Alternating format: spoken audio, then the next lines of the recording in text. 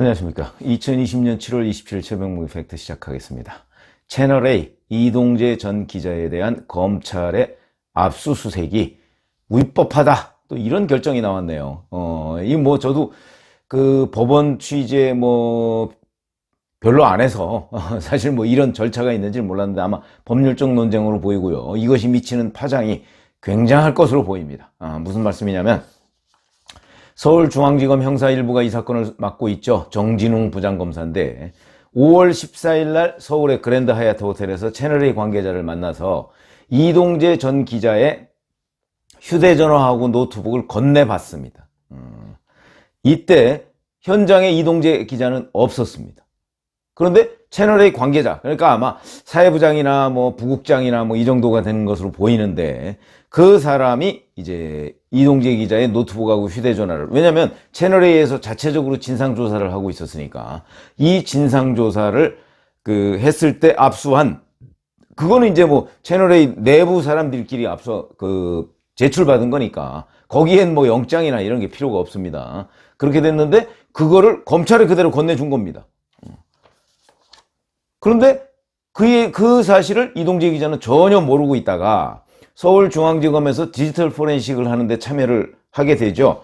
그런데 거기에서 수사팀이 자기 노트북하고 휴대전화를 가지고 있으니까, 그러면 이 이동재 전 기자는 이제 법조 출입 기자니까 이거 내 거를 누가 압수했냐, 그러니까 영장을 보여달라 또는 알려달라 이렇게 요구했는데 검찰이 그 영장 내용을 알려주지 않았습니다. 요것이 위법하다는 얘기입니다. 무슨 얘기냐면 일부만 그냥 구두로 뭐라고 얘기했지 그걸 제대로 보여주지 않았다. 그래서 이동재 전 기자 측이 이 압수수색이 위법하게 이루어졌다라고 하면서 준항고라는 걸 제기했다는 건데, 이 준항고라는 건 뭐냐면요, 판사나 검사 이런 사람들이 뭘 이렇게 이제 처분을 했을 때, 수사 처분을 했을 때 그거에 불복해서 난 이거 도저히 인정할 수가 없다, 그렇게 해서 법원에 청구하는 겁니다. 그러면 이제 법원이 그게 불법인지 아닌지 이걸 판단해서 이제 여러 가지 조치를 취해 주는 건데, 우선 법원은 이렇게 봤습니다. 이런 아까 제가 말씀드렸듯이 휴대전화와 노트북을 압수하고 그 다음에 그 영장 내용을 제대로 알려주지 않고 디지털 포렌식 과정에서 이런 거는 위법하다. 이게 전부 다 위법하다. 사실상 피의자가 현장에서라는 건 디지털 포렌식 거기입니다. 영장 제시를 요구했음에도 불구하고 수사기관이 충분한 제시 없이 그냥 구두로 읽어주기만 했다는 거죠. 구두로 일부만 읽어줬다는 겁니다. 물건을 압수수색한 거하고 실질적으로 다른 게 없다. 그러니까 이것은 위법하다. 그런데 이런 내용은 대법원에서도 이미 위법 판결을 내린 적이 있다고 합니다. 지난 4월 달에 압수수색 영장을 충분히 제시하지 않은 건 위법이다, 이런 판례가 있다고 합니다. 그런데도 불구하고 검찰도 그런 판례를 검찰이 제대로 따르지 않은 것이고요. 그러다 보니까 이 수사가 도대체 처음부터 제대로 뭔가 법률에 따라서 이루어진 것이냐 하는 의문을 강력하게 제기할 수밖에 없다, 이런 얘기고요. 그러면 이 결정으로 이제 어떻게 되냐면, 사실은 휴대전화하고 노트북을 같이 돌려달라 하는 그런 준항고까지 이동재 전 기자 측이 같이 법원에 제시를 했는데 법원에서 이 부분은 받아들이지 않았습니다. 왜 안 받아들였냐면 이거는 지금 곧바로 결정하기가 좀 그렇다. 절차상 지금 그것까지 돌려줘라 이렇게 결정하기, 이건 절차상의 문제입니다. 위법하지만 절차상 그거를 곧바로 결정하기가 어렵다. 그래서 이 부분은 받아들이지 않았는데, 여하튼 이 효과, 법원이 이렇게 해서 위법하다고 하니까 검찰이 압수수색한 그 휴대전화하고 노트북은 돌려줘야 됩니다. 돌려줘야 되죠. 그렇게 되면 이제 어떤 문제가 생기느냐. 자, 이번 수사의 핵심 증거, 그러니까 채널A 이동재 전 기자의 강요 미수 사건의 핵심 증거가 휴대전화와 노트북 이런 데에 다 있습니다. 그게 없어진 겁니다. 그러면 핵심 증거가. 그러면 이제 앞으로 만약에 이동재 전 기자를 이제 좀 있으면 구속 기소해야 되는데, 구속 기소할 때 그것들을 다 증거 자료로 쓸 수가 없게 됐습니다. 왜냐면 그거에 따라서 수집한 증거가 다 위법한 것이기 때문에, 독수독과 이론이죠. 위법한 것이기 때문에 증거 자료를 쓸 수가 없게 되어 있습니다. 그러니까 결국 이런 핵심 증거가 다 사라진 셈이다. 이렇게 된다면 이제 이 수사가 정말 난항에 처하게 되죠. 난항에 처하게 돼 있습니다. 그래서 이제 어떻게 되느냐? 이제 오늘이 27일이죠. 검찰에 이제 이동재 전 기자 측은 이 휴대전화하고 노트북 돌려달라 이렇게 신청을 할 것이고요. 근데 돌려줘야 됩니다, 이거. 근데 만약에 여기서 또 버티고 안 돌려주잖아요. 그러면은 압수물 환수 거부 조치에 대한 준항고를 또 신청하겠다. 그러니까 이게 이제 아마 법원에서 절차상 뭐 이런 얘기를 한 이유가 이런 또 다른 이걸 같이 신청을 했는데 이건 따로따로 신청해야 된다. 이런 아마 절차의 문제인 것으로 보이는데 그런 준항고를 또 신청하겠다고 했습니다. 그렇게 되면은 이거 이제 돌려줘야 되는 건데 결국 검찰이 지금 수사 상황이 구속 기소를 눈앞에 두고 있는데 휴대전화하고 노트북을 압수하기 전 단계로 돌아간 것이다. 그럼 이제 검찰은 어떻게 해야 되느냐? 앞으로 이제 휴대전화와 노트북에 대한 그 압수수색 영장을 정식으로 법원에 다시 청구해서 그걸 받아서 수사를 처음부터 다시 시작하거나 뭐 하여튼 이런저런 정도의 방법밖에 없다. 그러면 지금 구속 기소에 열흘도 안 남았습니다. 기소할 날짜가 한번 연장을 해서도 그렇습니다. 그러니까 이제는 자 어떤 방식으로 과연 이거 여기서 영장 재청구하고 그 영장 받아서 그걸로 휴대전화 노트북 압수수색하고 이렇게 되면 또 이제 기한도 길어지고 그렇게 돼서 뭐 다시 된다는 보장도 없고 그 사이에 제가 보건대는 아마 이동재 전 기자는 구속 적부심을 신청할 것입니다. 왜냐하면 이 수사는 제가 처음부터 얘기했지만 한동훈 검사장과의 공모관계가 입증이 안 되면요 강요 미수라는 게 성립을 할 수가 없습니다. 아니 기자가 가서 이 정치인 로비리스트 이 목록을 좀 주세요 라고 몇 차례 약간의 뭐 어떤 우협조로 얘기를 했다고 해서 겁을 먹을 사람이 어디 있습니까? 기자는요 다른 공권력이 없습니다. 기자가 할 수 있는 것은 이거를 만약에 이만저만 해서 이거를 내가 취재해서 뭐 채널 A면 채널 A에 보도를 하겠다 그거밖에 없습니다. 근데 만약에 그 보도가 나는 두렵지 않다. 네가 사실과 다른 것을 보도하면은 나는 법적인 문제로 넘어가면 되니까 두렵지 않다 라고 얘기한다면 전혀 협박이 되지 않습니다. 그게 어떻게 협박입니까? 다만 이제 만약에 한동훈 검사장이라는 검찰 내에서 윤석열 사단이라고 자타가 다 공인하는 그런 검사장이 나를 도와주기로 했다. 그렇기 때문에 너 만약에 그러니까 이철 밸류 인베스트먼트 코리아 전 대표 그때 수감 중이었죠. 그 사람한테 너 만약에 이런 식으로 하면 앞으로 이제 수사나 아니면 재판에 가서 굉장히 불리할 거야. 내가 한동훈 검사장 엄청나게 잘 알고 나 도와준다고 그랬어. 만약에 정말 그렇다면 겁을 먹죠. 그런데 그 사실을 한동훈 검사장한테 동의를 안 받고 일방적으로 그냥 얘기했다. 이제 이철 전 대표한테. 그 중간에 이제 제보자 X라는 지모 씨라는 사람이 있는데 그렇게 얘기했다고 하면 이거는 한동훈 검사장과의 공모가 없다면 결국 이동재 전 기자의 자작극이 되는 겁니다. 그렇죠? 이렇게 되면 이제 그 자작극을 믿고 나는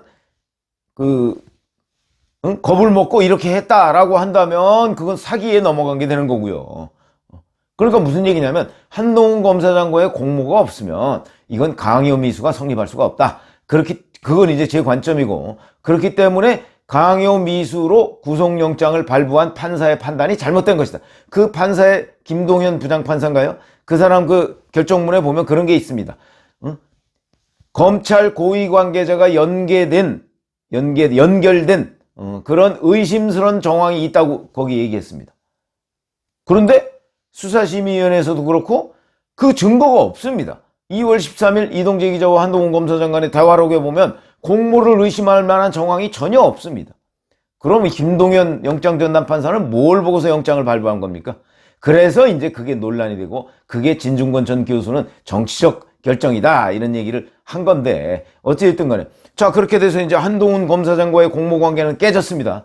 그런데 어떻게 강요미수가 성립할 수가 있는가? 그런 점에서 본다면 아마 금명간에 그 이동재 전 기자가 틀림없이 구속적부심을 신청할 것이다.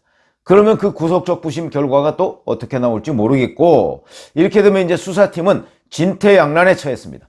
자, 수사심의위원회에서 한동훈 검사장에 대한 수사 중단과 불기소를 권고했죠. 그거에 대해서 어떤 판단을 내릴지는 아직 공개적으로 얘기를 하지 않고 있고, 추미애 법무부 장관 그렇게 뻔질나게 이 문제에 관해서 검언유착이라고 얘기하면서 뭐 윤석열 검찰총장 지휘 배제 뭐 이런 조치를 하더니, 수사심의위원회에서 지난 금요일날 수사 중단 공고를 하니까 지금 완전히 꿀먹은 벙어리가 되어버렸습니다. 얘기를 해야죠. 본인이 그렇게 소신파라면서요. 그러면 얘기를 해야 됩니다.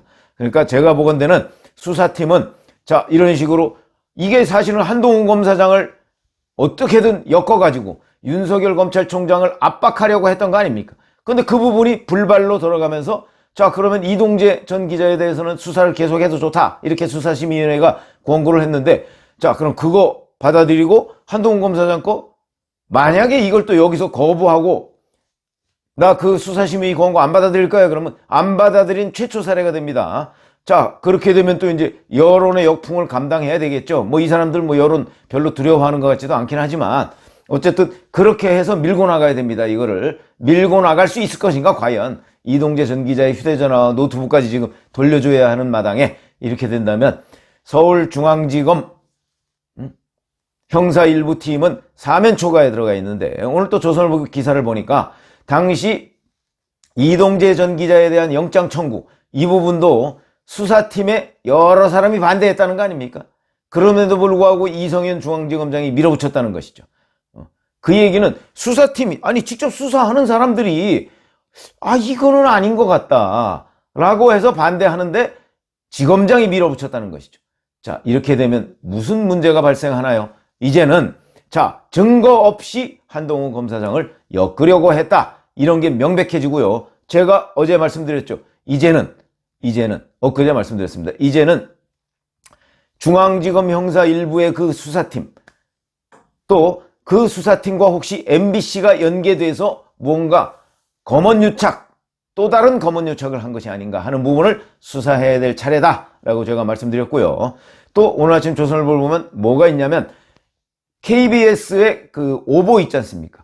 그 오보의 그 제3의 인물, 이 제3의 인물이 중앙지검의 핵심 관계자인 것으로 KBS 측과 검찰 측이 지목하고 있다 하는 기사가 나왔습니다. 그거는 아직 핵심 간부가 누군지 이거는 안 나와 있습니다만은, 제가 보건대는, 제가 한번 그 유튜브 해드리는 중에 저는 그 1차적인 보고를 받은 차장검사일 가능성이 높다 뭐 이런 말씀을 드렸는데, 그렇지 않으면 대검이다 이런 말씀을 드렸는데, 그 어찌됐든 간에 요 두 어간 중에 누구 한 사람이 아마 KBS 측에 이러이러한 걸 쓰라 라고 해서 그 흘려준 그 장본인이 아닌가 이런 생각이 드는데, 그것도 아마 수사하면 곧 나올 겁니다. 물론 그 수사는 중앙지검에서 안 하겠죠. 중앙지검은 수사 안 하려고 할 테니까. 그래서 이런 문제에 관해서 제가 보건대는 이 지금 중앙지검 형사 일부는 이제 진퇴양난에 처했는데, 아마 제가 보건대 이성윤 중앙지검장 혼자 이 문제를 돌파하기 어려울 겁니다.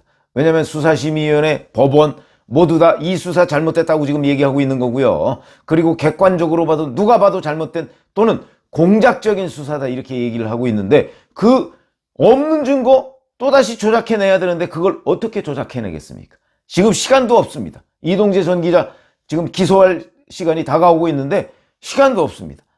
그래서 이 진퇴양난에 처한 것을 어떻게 돌파할까? 무슨 수로? 그래서 제가 보건대는 빨리 미래통합당이나 이런 데에서 특검을 실시해서 이성윤 서울중앙지검장에 대해서 왜 이런 공작적 수사를 했는지에 대해서 또 다른 수사를 해야 된다. 이게 정말 검찰개혁이다.